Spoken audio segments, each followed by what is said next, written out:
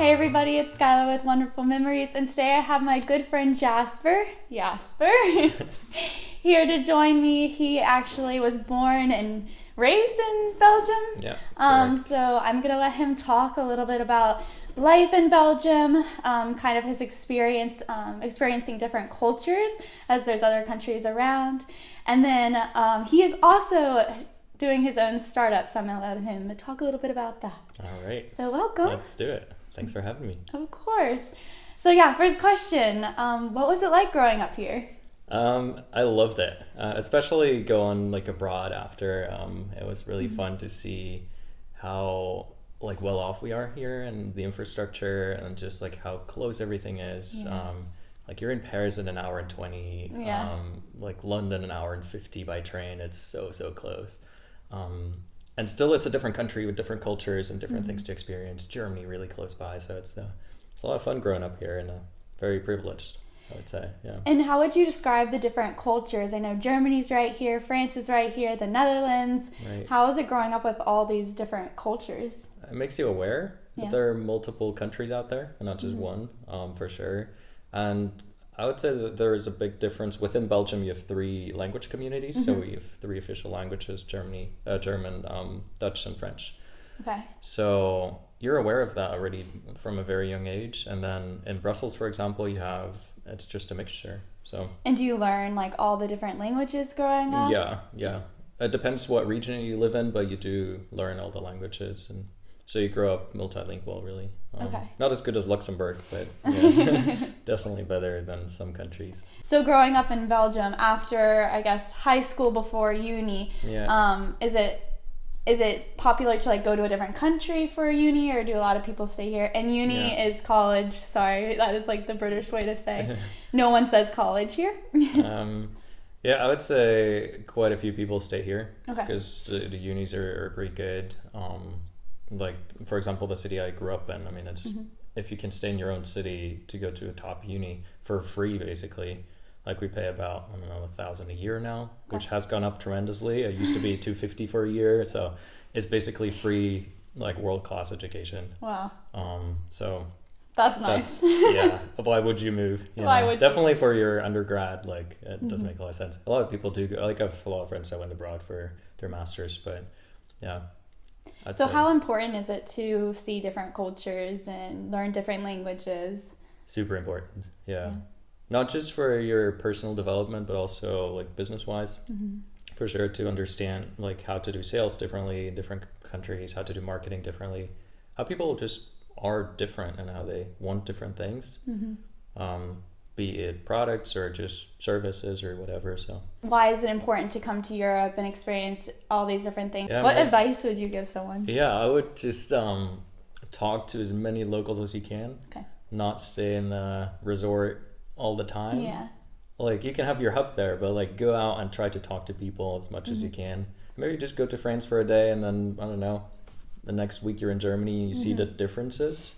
As soon as you cross the border, everything looks different. It sounds different. Different food. Everything's different. So, yeah, I think that's it's way bigger difference than between states in the U.S. Yeah. Like if you cross a state border, okay, like it might look a little different, but not that Sound much. a little different. Yeah.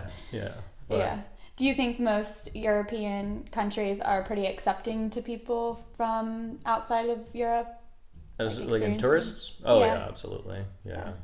Yeah, I've never had any like issues or never seen anything where they were like not welcoming. Or Okay. just, like, no. But you get like excited to like show people your... Yeah, for sure. Yeah. Especially here in Flanders, so it's like the Dutch region and Dutch speaking region in Belgium. People speak English. Like Yeah. You can go to the market and then they will respond in English. And, Yeah. Yeah. It's not everywhere the case in Europe, like in Spain or so. It's not always the case, of course, but no, here it's pretty good. Outside the Germanic countries, like Germanic languages, they're very close to English is part of it, so Yeah. I think they're pretty good. Yeah. You spent time in the Netherlands too? Yeah. How long yeah. were you there? That was fairly short. It was a Dutch company, Okay. but I moved to Indonesia for them, so Okay. it was like half and half, and I did have a lot of contact with these people, so very, very different from Belgium even though it's only, I don't know, 100 miles. Yeah. Not even, maybe like 70 miles or something to the border. So it's, it's so different. Way more direct. So people might come across like, one thing that's maybe good to know here is like they don't tip in Belgium. Yeah. It changes per country. So if people are nice to you, they just want to be nice. Okay. If they're not nice, they're just having a bad day. But their tip doesn't depend on like, so the service is not always like in the US. They won't like stand at your table like asking you questions. Right. Because they're paid well. And So another thing that I've noticed is like when you do go to restaurants and things like that, you have to like flag the staff down to, for them to take your order, for them to bring your check. And which that's would pretty be bad in the US, right? Yeah. And it's here it's like we uncomfortable. want to just like sit at our table, enjoy our meals, and like if I need you, I'll call you. Like it's like we'll let her just have our talks and like that's very different. It's good to know that in advance, I think. And for like meals, you guys don't have a lot of fast food drive-through. What would be like the typical like day meals, like, and how long are your meals, I guess? Really depends per country. Okay. And also, I mean, per job, of course, it changes a lot. Right. But like in France, they generally do take a lot more time for their food. They will have like an hour lunch break, for example, sometimes longer, for 2-hour breaks, stuff like that. And Germany, not so much. It's more like efficiency and quick and like, but it depends really on the country and the area you're in. Is that the same with like hot meals and cold meals? Yeah, like in France, for example, it's fairly common to have 2 hot meals a day. Okay.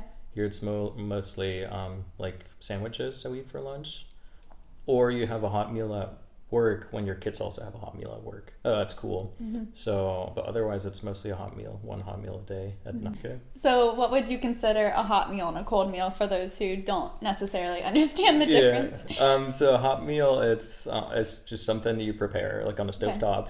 And a cold meal would be just like sandwiches, stuff like that, just like something cool, like cereal, sandwiches, those kind of things. Yeah. That makes sense. Another term that they use is slow meal, which you did here in the last episode. That means taking time to eat and slow down. It could last, honestly, like I've had an hour slow meal, and then when I was in Spain, I had like a 4-hour slow meal. So that's just a time to like slow down, enjoy your time with your friends and your family while you eat, and you're not speeding through it. But moving on, I want to talk about your startup. So All right. Tell everyone about it. All right, so it's a ski startup. So Base Skis makes new skis, which are not leaving like a trail of plastic behind.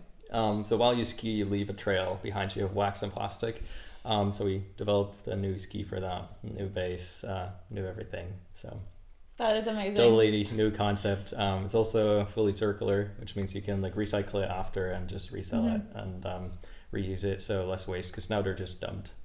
So there's like millions of skis piling up, and found a solution for that. So that's all we're working on right now. That's incredible. And as you guys know, I'm a big skier myself, so I'm excited for him to launch the company and start producing.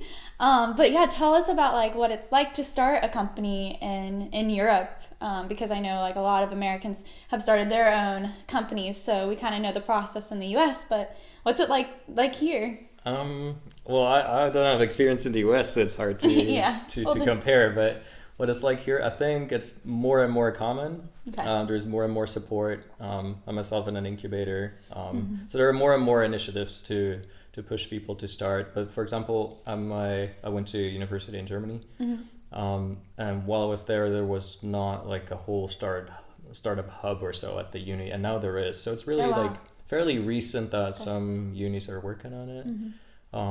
So overall, it's getting better. Yeah.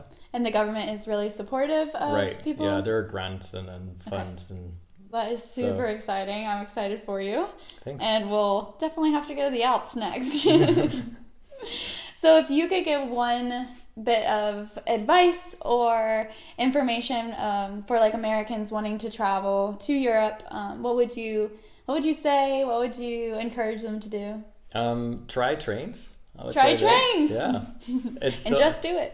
Yeah. Like here, like I used to work in Brussels, which is like 20 minutes by train away, and it's just super easy. They come every 10, 15 minutes. You just hop on. It's kind of like taking the metro, and yeah, it's very different, I think, if you come from the countryside.